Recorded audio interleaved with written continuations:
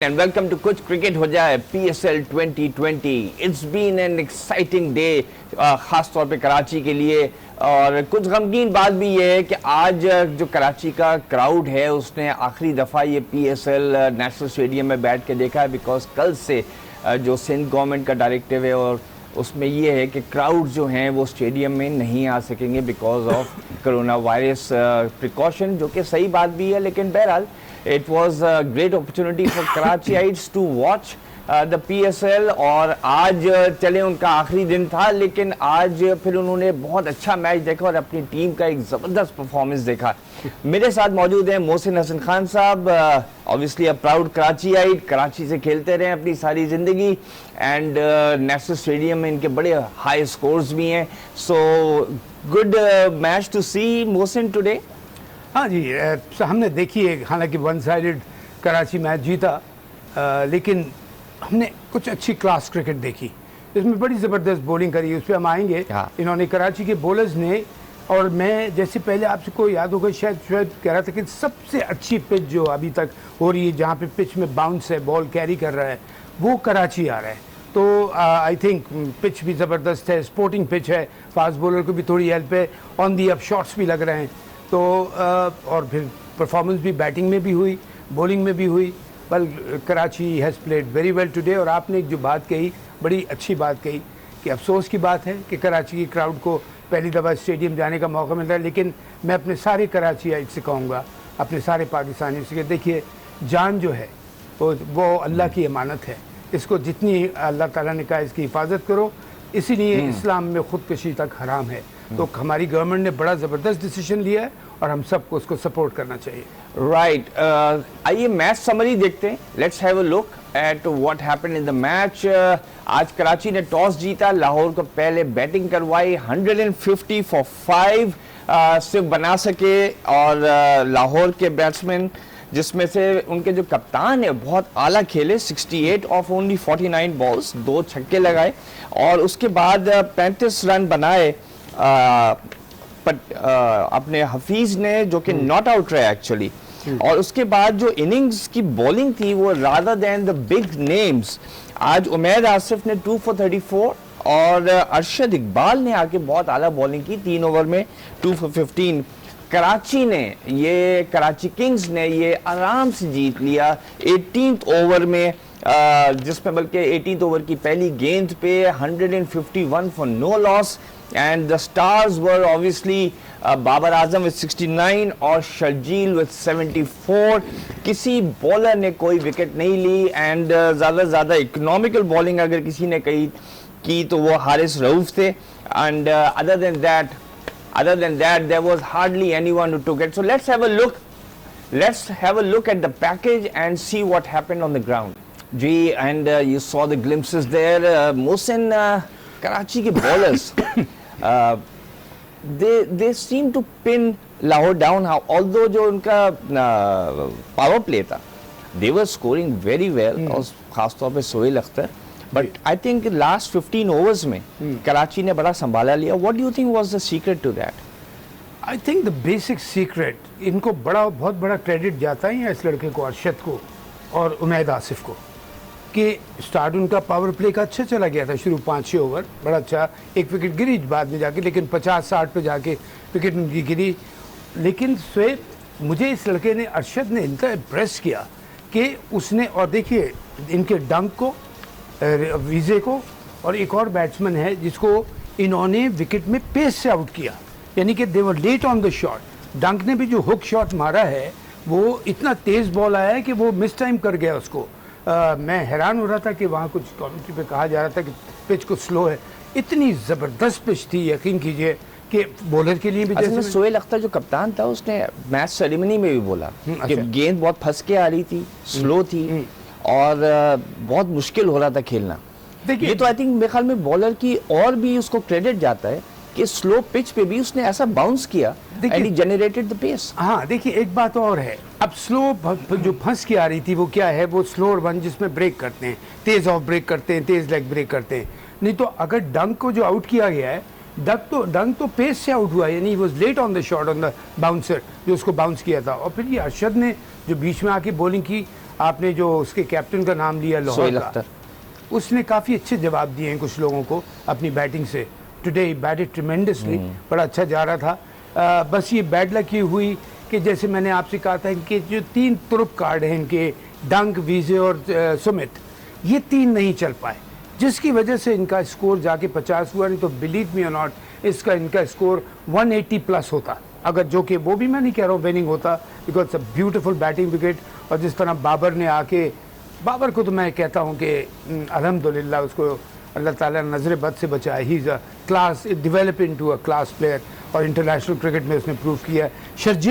शर्जील बड़ा ज़बरदस्त attacking player है, उसने शर्जील को खिलाया अपने साथ, बहुत दफ़ा उसको डांटा कि ज़रूरत नहीं है उल्टा सीधा शॉट मारने की, हम आराम से 5, 5.25 का एवरेज था, तो शर्जील तो होता है उसमें, अभी यंग लड़का है, तो ये चीज़ होती है।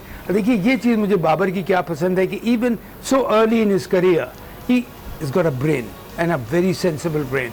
तो ये एक तो ये हुआ इनका फ़ायदा, इन्होंने बॉलिंग अच्छी की, फील्डिंग अच्छी बड़ी, आज कराची ने फील्डिंग भी बड़ी अच्छी की, डाइवर मार के इन्होंने 4 रन काफ़ी रोके, कैच छूटते हैं। अब शर्जील का जो कैच छूटा था, देखिए एक बात मैं ज़रूर कहूँगा, 50 रन के बाद जाके कैच छूटा है, 50 टोटल के बाद, मेरा ख्याल 50 कुछ हो गए थे। लेकिन अगर शोएब एकदम से 2 विकेट गिर जाए ना, तो सारा मैच एकदम से चेंज हो जाता है। तो वो गुड लक हुई कराची के लिए कि उसके दोनों कैचेस जो है नहीं, जो कि होने चाहिए थे आराम से, नहीं हो पाए, जिसका पूरा शर्जील को वेरी ग्लैड फॉर हिम कि वो अल्हम्दुलिल्लाह इतना टैलेंटेड लड़का है, वो आ रहा है पूरे फॉर्म में। लेकिन आई थिंक आज कराची ने, अगर आप देखा जाए तो अपनी बॉलिंग, अपनी फील्डिंग और अपनी commanding batting top by Babar ने जिस तरह जाके पूरे फुल कंट्रोल में, फिर शर्जील ने फ्लैम्बॉयंट इनिंग खेल के, तो I think in totality Karachi all together one this game totally on merit, on a beautiful pitch which was, कोई ऐसा बॉल नहीं, और जो स्लो रन तो फंसता ही है, इसी वजह से स्लो रन करते हैं। तो अदरवाइज लेकिन सारा क्रेडिट यहाँ डेफिनेटली कराची। तो लाहौर की, अच्छा एक सेकेंड हम एक ब्रेक लेते हैं नाज़रीन, we'll take a quick break, will be right back.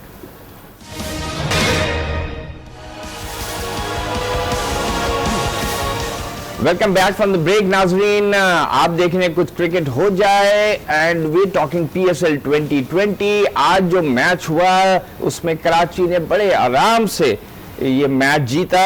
अब टेबल की अगर पोजीशन देखते हैं, पॉइंट्स टेबल की, तो मुल्तान सुल्तान है स्टिल एट द टॉप, लेकिन कराची किंग्स आज की विक्ट्री के बाद 2nd पोजीशन पे आ गया है।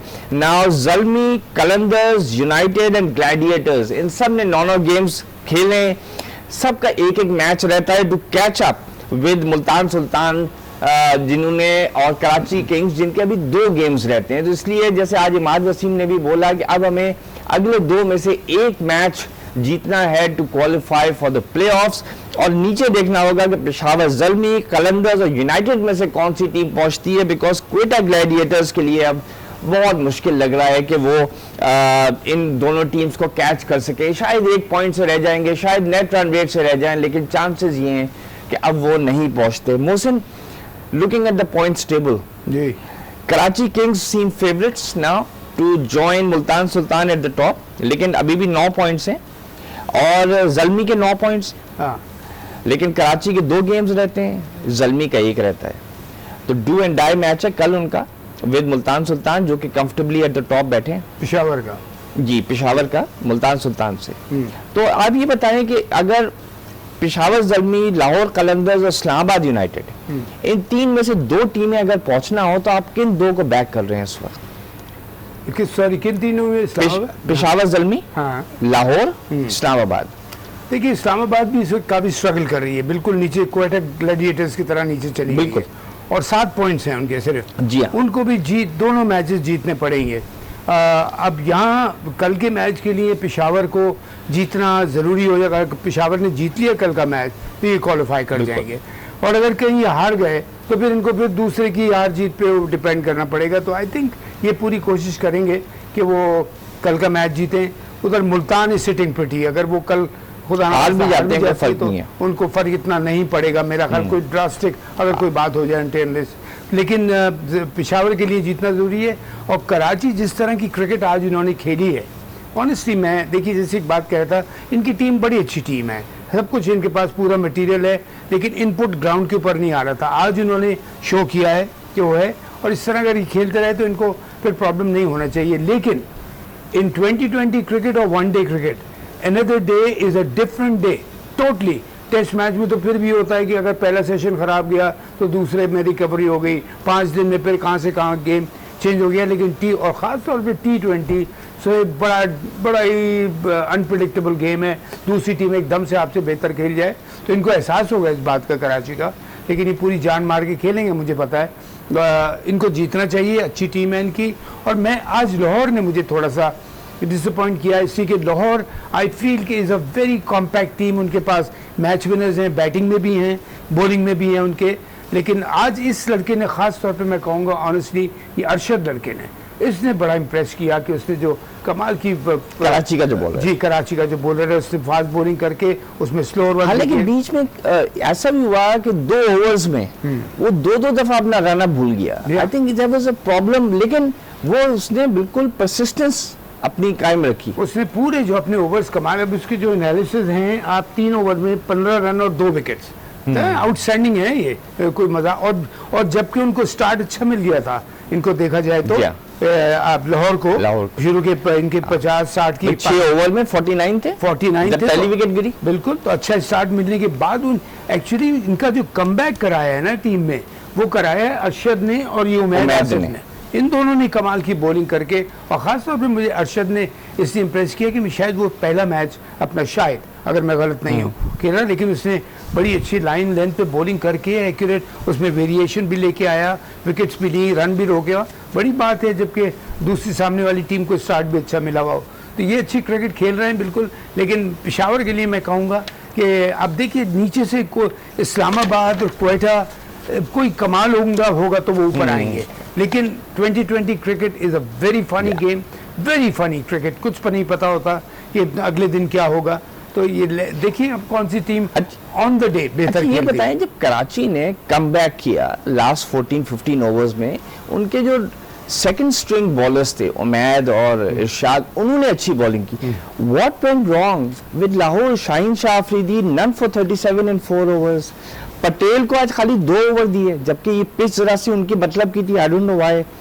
दिलबर 3, हारिस रऊफ 3 ओवर में 24 और वीजे 4 ओवर में 38। तो क्या चीज है जो लाहौर की बॉलर्स नहीं कर सके? देखिए मैं एक तो क्या हुआ कि जो मोरल थोड़ा डाउन ये हुआ कि हम सिर्फ 150 कर पाए मुश्किल से। 180-190 का स्कोर डेफिनेटली होना चाहिए था।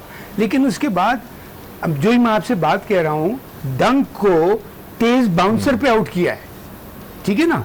दूसरा उनका वीजे भी वो मिस टाइम शॉट करके, और दूसरा एक और बैट्समैन था उनका मेन, जो तो उन्होंने बड़ी कमाल की इसको कराची की पिच को इस्तेमाल किया। उसमें ऑफ कटर भी किए, बीच में स्लोअर वन भी किए, तेज बाउंसर किया, स्लो बाउंसर भी किया, जिसकी वजह से ये सेटल नहीं हुए एक विकेट गिरने के बाद। और जो उनका, वही मैं कह रहा हूँ, लाहौर ने क्या नहीं किया, ये लाहौर, ये मैं उस पर आ रहा हूँ। या और जो मैं बात आपसे कह रहा था इसके लिए, अरशद और उमैद के लिए, कि जिस तरह इन्होंने कमबैक करवाया इनका, ये ज़बरदस्त वो करके वेरिएशन लाके। कराची ने क्या किया, ये गए और अब शाहीन शाह मैं समझता हूँ कि one of the best bowler we have in Pakistan.